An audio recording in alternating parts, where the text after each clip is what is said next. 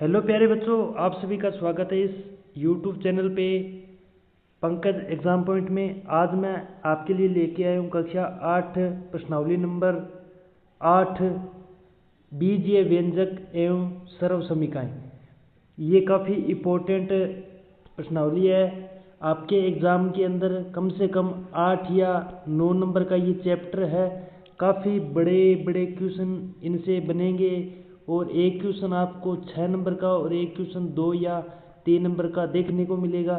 तो हम इस वीडियो में और इस चैप्टर को 3 से 4 वीडियो में थोड़े थोड़े उदाहरण और कुछ क्वेश्चन डेली सोल्व करेंगे।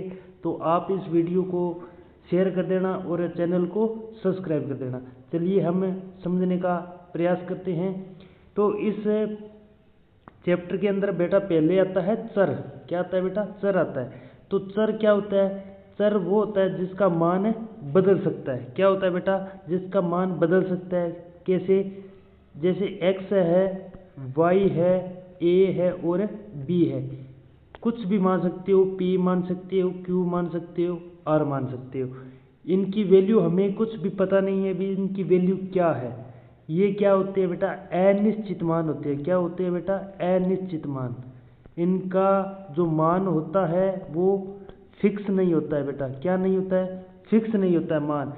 तो हम मान सकते हैं कि जिनका मान या वैल्यू फिक्स नहीं होती है वो क्या होती है बेटा? चर राशि होती है। कौन सी राशि होती है बेटा? चर राशि होती है। तो इसी के उल्टी क्या हो जाती है बेटा? अचर राशि हो जाती है एक। क्या हो जाती है बेटा? अचर। जो यही समझ लेते हैं। जो राशि चर नहीं है बेटा, जो राशि चर नहीं है वो राशि कौन सी होगी बेटा? अचर राशि। अचर राशि का मान कितना होता है बेटा? 8, 9, 1, 2 कुछ भी हो सकता है बेटा। वो कौन सी राशि होगी? अचर राशि होगी। आगे फिर आता है बेटा गुणांक। भी गुणांक क्या होता है सर?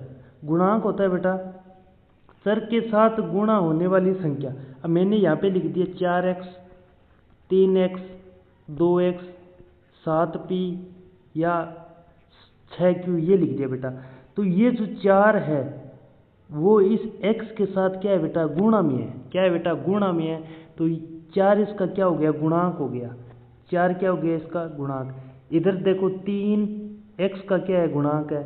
इधर 2 क्या है? x का गुणांक है। यहाँ पे जो 6 लिखा है वो q का गुणांक है और यहाँ पे जो 7 लिखा है वो p का गुणांक है। समझ गए बेटा? यहाँ पे एग्जांपल दिए मैंने 7x में 7 क्या है? गुणांक है। आगे देखो बेटा गुणांक के आगे अचर आपको समझ गए होंगे। जो राशि चर नहीं है वो अचर है। फिर देखो बेटा बीजीय व्यंजक क्या होते हैं। परिभाषा 1 नंबर की पूछी जा सकती है और प्रश्नावली का नाम भी बीजीय व्यंजक है। तो आपको पता होना चाहिए भी बीजीय व्यंजक होते क्या है और किसे कहते हैं बीजीय व्यंजक। स्थिरांक। स्थिरांक क्या होते हैं बेटा? जो नंबर होते हैं। स्थिरांक क्या होते हैं बेटा? जो संख्या होती है, जो संख्या होती है। और क्या होते हैं? चर पद होते हैं। जो चर पद होते हैं। अगर मैं इनको जोड़ दूं, घटा दूं या गुणा करूं या भाग करूं तो वो जो राशि हमें प्राप्त होगी, एक व्यंजक प्राप्त होगा, वो हमें क्या होगा? बीजीय व्यंजक कहलाएगा। जैसे मैं x plus Y plus Z इन तीनों को जोड़ दिया, ये एक चर राशि है, ये भी एक चर है और ये भी एक चर है। इन तीनों को मैंने आपस में क्या कर दिया बेटा? जोड़ दिया है। तो जोड़ दिया है तो ये एक व्यंजक बन गया। क्या बन गया? एक बेटा व्यंजक बन गया। इस व्यंजक को क्या कहते हैं बेटा? बीजीय व्यंजक कहते हैं बेटा। क्या कहते हैं? बीजीय व्यंजक कहते हैं। इतना समझ में आया बेटा? आगे बढ़ो। अब देखो बेटा पद क्या होते हैं। पद देखो बेटा क्या होते हैं। व्यंजक के प्रत्येक भाग को क्या कहते हैं? पद कहते हैं बेटा।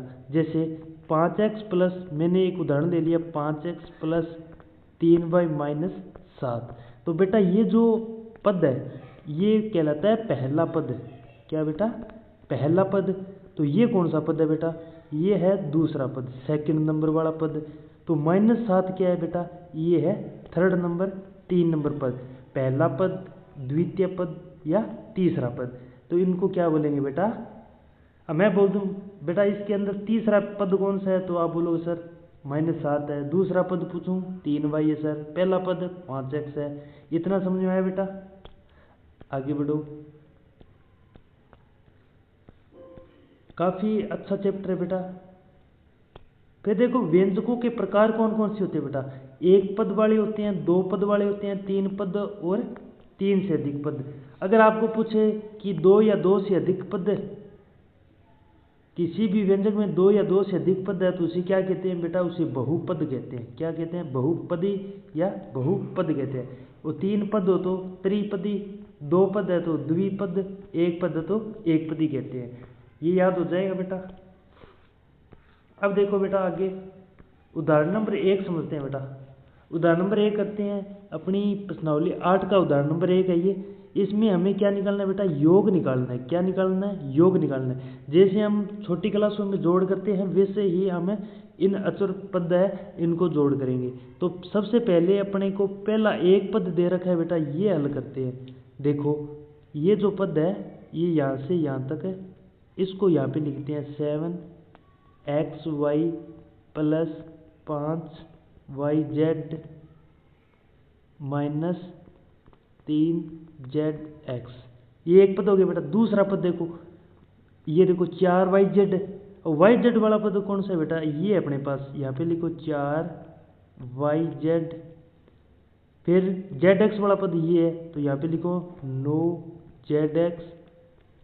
और 4y वाला पद है एक बेटा अपने पास अलग है ये, तो इसको अपने यहाँ पे अलग लिख लेंगे 4y। अगला तीसरा पद देखो यहाँ पे ये है अपना -3xz। xz वाला पद कौन सा है बेटा? ये अपने को, तो यहाँ पे लिखो -3zx + 5x लिखना है बेटा। यहाँ पे लिख दो 5x - 2xy, तो यहाँ पे लिखो बेटा 2 और y। ये अपने क्या हो गया? एक जोड़ हो गया। तो देखो -4y + 5x और इधर बेटा 3 और 3 6 हो गए। और 9 में से 6 जाएंगे तो 3zx प्लस के बचेंगे बेटा। जो संख्या बड़ी है उसको प्लस में, तो यहाँ पे क्या बचेगा? 5 और 4 9, ये हो जाएंगे 9yz। और 7 में से 2 जाएंगे तो 5xy। ये अपना आंसर आ गया बेटा। समझ में आया बेटा? समझ में आया बेटा? आगे देखो बेटा अगला उदाहरण देखते हैं। अगर समझ में ना आए तो वीडियो को दोबारा बैक करके देख सकते हो। अब देखो बेटा घटाइए, ये कैसे होगा?